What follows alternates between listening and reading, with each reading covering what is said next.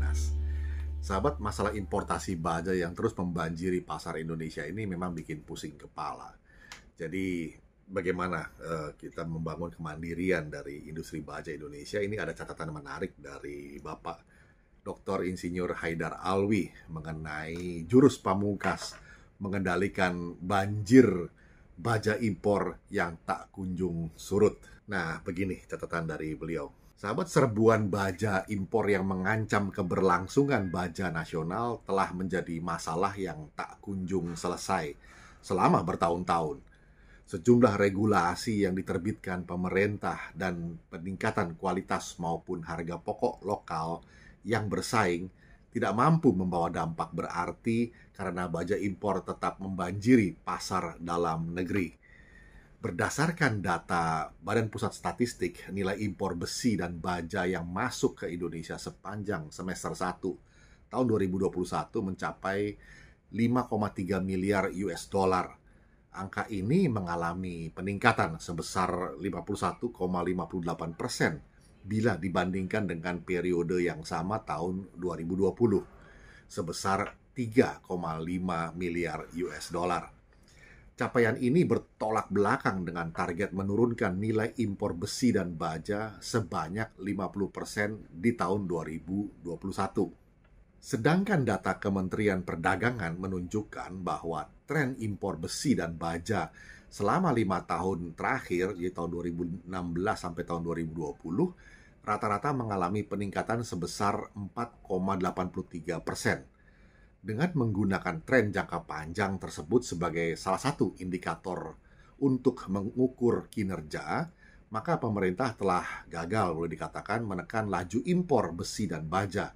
Pemerintah dalam hal ini adalah Kementerian Perdagangan, Kementerian Perindustrian, dan Kementerian Keuangan. Impor non-migas yang membanjiri pasar Indonesia sebagian besar berasal dari Cina, Korea Selatan, Jepang, India, Australia, Selandia Baru, Uni Eropa, dan dari kawasan ASEAN. Negara-negara tersebut terlibat perjanjian perdagangan bebas dengan Indonesia. Dengan Free Trade Agreement, mereka dapat melewati perbatasan negara masing-masing tanpa hambatan tarif dan non-tarif.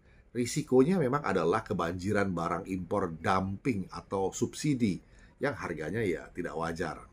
Nah, untuk melindungi para pelaku industri baja nasional, pemerintah telah menerbitkan sejumlah peraturan, mulai dari pemberlakuan bea masuk anti-dumping atau BMAD, pembentukan Komite Anti-Dumping Indonesia atau KADI, hingga integrasi sistem 3 kementerian yang dikenal dengan Sibana.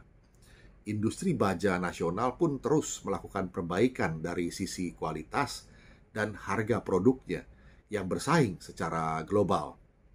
Krakatau Steel misalnya berhasil membukukan peningkatan ekspor hingga 515% per Juli 2021. Akan tetapi, kenapa baja impor masih membanjiri Indonesia hingga Presiden Joko Widodo sekalipun terheran-heran dibuatnya?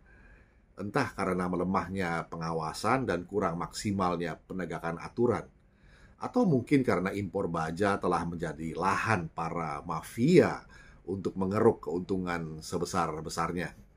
Oleh karena itu, sudah saatnya pemerintah memberlakukan kebijakan pembatasan impor baja dengan cara melibatkan Krakatau Steel sebagai leader industri baja nasional.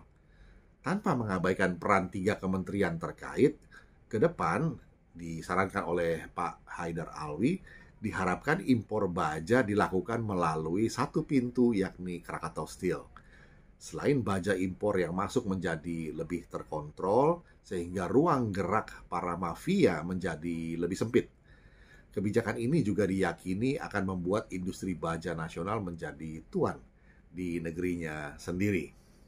Demikian catatan dari Bapak Dr. Insinyur Haidar Alwi seputar industri baja dengan masih derasnya banjir impor baja yang masuk ke pasar nasional. Kiranya bisa menjadi perspektif bagi kita semua. Kita jumpa lagi di session berikutnya. Terima kasih.